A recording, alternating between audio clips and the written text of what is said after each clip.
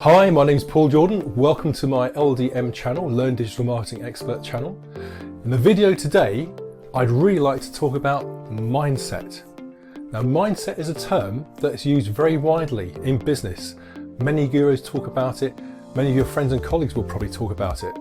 But mindset is a great word, but what does it actually mean? Now, I actually learned about mindset very late in life. When you go to school, they don't teach you this stuff. Well, they didn't in my day. I actually had to read a book by Dr. Carol Dweck to discover the definitive meaning of mindset. And it's been one of the most helpful things that I've had in my life and my business career. When you actually understand what it's about, you can actually take positive steps.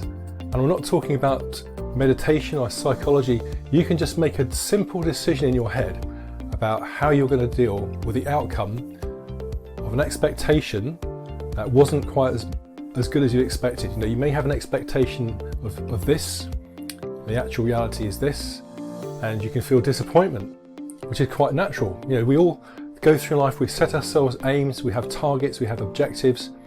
Now, it's really important in business to set those targets and have those aims, but you have to disconnect yourself emotionally, because inevitably we always push ourselves hard. And when we don't always meet our targets, sometimes we can feel despondent, disappointed. We've put so much hard work in, we're exhausted. We didn't meet the target. Maybe the target was slightly below, maybe it was way below. And you know, we can't always help it. We've done the very best job that we can. But some people will rise up from that and plough on forward and continue to be successful. So what I'd like to do is I'd like to take a simple scenario that actually illustrates what mindset is in very, very simple, easy terms. Let's take the example of two guys. One was called Fred, one's called Bruce.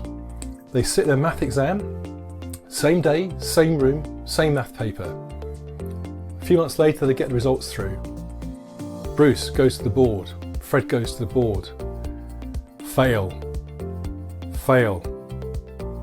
Fred's really disappointed, really upset. Oh gee, I'm a real loser. I'm really rubbish at maths. I'm not going to do that again. I'm going to give up and do something else. Bruce sees his result. Well, I'm a bit disappointed by that, but clearly I didn't work hard enough, so next time I'm going to work a lot harder and put a lot more effort in, and perhaps if I dedicate some more hours to revising, I'm going to do better. So here we are, two similar people, same exam, same room, same results, both of them failed, but look at the different attitudes. One guy, he's given up.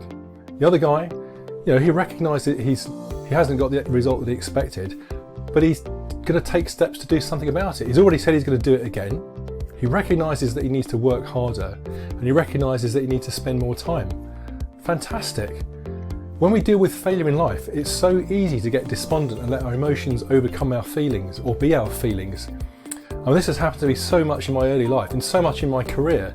I haven't always got what I wanted, I haven't got what I expected, and I felt very despondent, I felt very sad, I felt quite low, sometimes a bit depressed. But that happens in life. You know, this is part of life. We have challenges presented to us all the time. But the important thing is that when we don't always get the result that we want or the result that we expect, is we learn to deal with it in a positive way. Instead of beating ourselves up, you have to be kind to yourself, recognise that things didn't go quite as planned, learn from the situation and carry on. You only actually fail at something when you give up. If you keep trying and you keep trying and you keep trying and you keep trying, eventually you're going to succeed. Just look back to when you were a baby. Imagine those first steps as a toddler. You're wandering around the room, falling over, your parents are there, ready to catch you if you fall. If you fell over a few times, did you give up? No, of course not. You just carried on. You carried on. You may have taken 100 attempts at walking before you made those first 3 steps. Maybe it was 105 attempts before you walked all the way across the room or to that first piece of furniture without falling over. You kept trying. Now that is a fantastic mindset to have, because you'll just keep going, you'll keep going. No baby ever stopped walking and says, do you know what? I can't walk, I'm rubbish at walking, I think I'll give up. It just doesn't happen.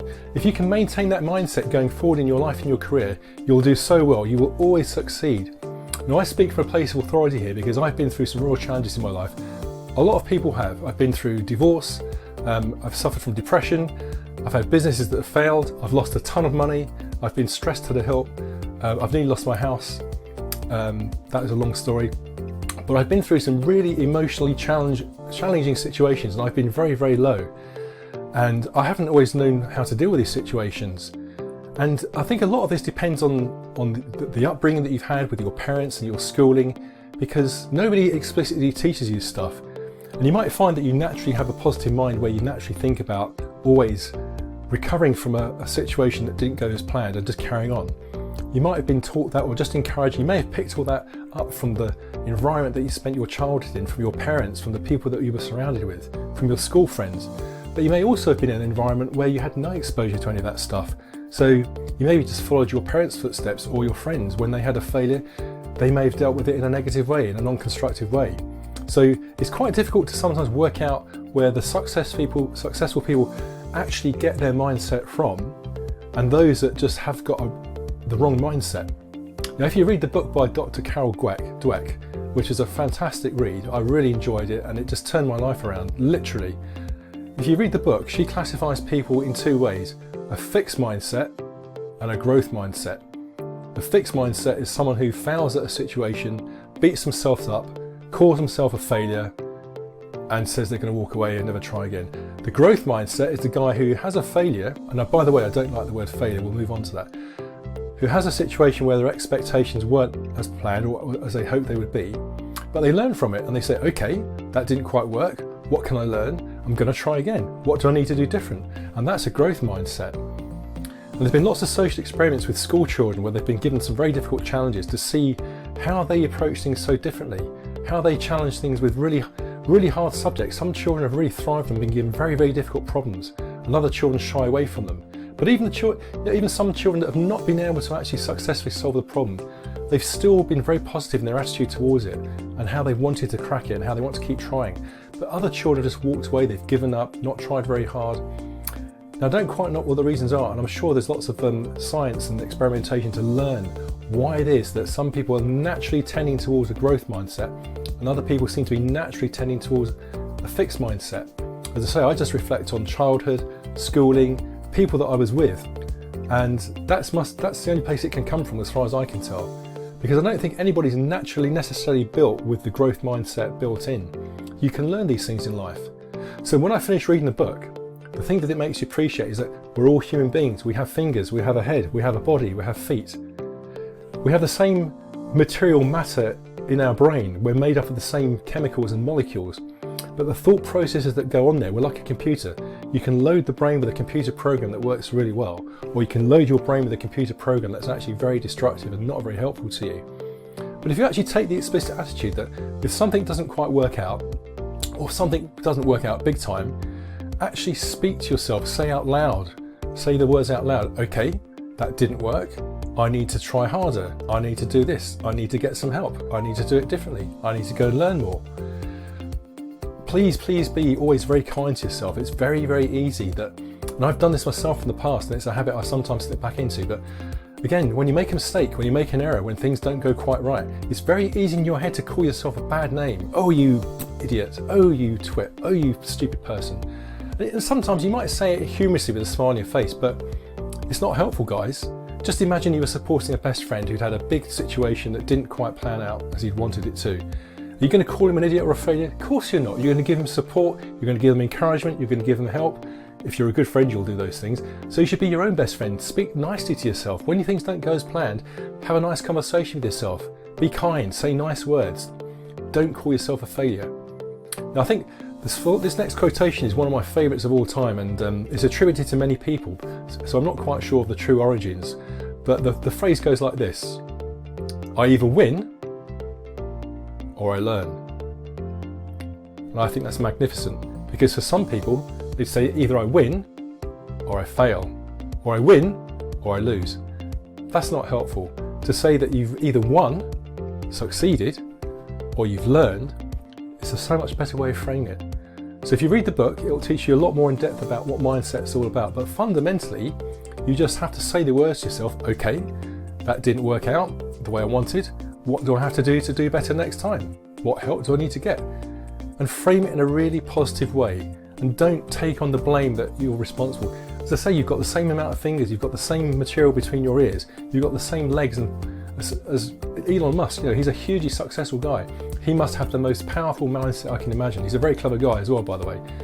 But having the attitude of keeping going, being kind to yourself, speak kindly to yourself, acknowledge that things didn't go as planned. Yeah, that's part of life. That's challenges. If it was all easy, everyone would be doing it, wouldn't they? But be kind to yourself and carry on. Pick yourself up, brush yourself off, acknowledge the situation, try and decouple your emotions. Now I know that's easier said than done, because if I look back in my early life, I tried a lot of things. I've had quite a few businesses that didn't work out for various reasons, and I've lost a lot of money. I've lost 6 figures on more than one occasion, through divorce, through a couple of businesses that didn't work out. And at the time, it sent me into a really dark place, and I felt really negative, really beat myself up. I felt very depressed. The self-talk in here was just so negative and so unhelpful. It was really bad, and it just, it creates an affirmation. It just makes things worse and worse and worse. And it's so horrible to do that to yourself. So when these things happen, acknowledge it.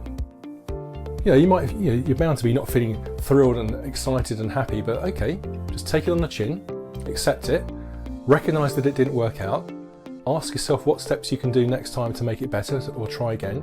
And remember that famous phrase, if at first you don't succeed, try again. Now, although I learned that phrase in my childhood, it didn't really kind of mean very much to me. But now in later life, it means so much. So all I would say is adopt a positive growth mindset. Always be kind to yourself when things don't work out as planned. Always treat it as a lesson, not a failure. But some people would also say that every failure is a step closer to success.